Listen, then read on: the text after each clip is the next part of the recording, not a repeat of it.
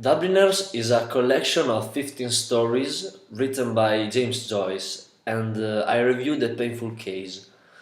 A Painful Case is about James Duffy, that is a gentleman employed in a bank with very strict moral standards and has no relations with anyone, even with relatives that he sees at Christmas only for dignity.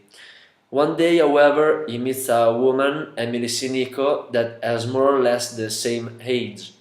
They begin to meet often, especially at her house, and he succeeds to open her heart. So he becomes her confessor, but when she, in a fit of passion, takes his hand, he remains upset and truncates the relationship.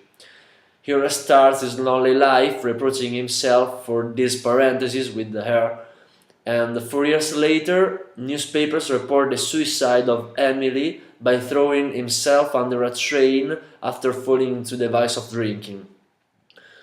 At first, James was disgusted by the death of the woman whom he was knowing so well.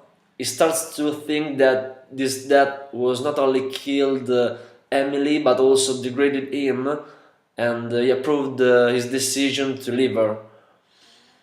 After a little time, however, a sense of guilt attacks him, and while he's trying to convince himself that his decision was the only possible, he starts to blame himself for leaving her alone and for having condemned her to die. Finally, he sees in the park some human figures, some persons lying and having fun together, and he understands that he rejected the happiness and the life, and he rejected the only person who could ever love him. Now he's alone.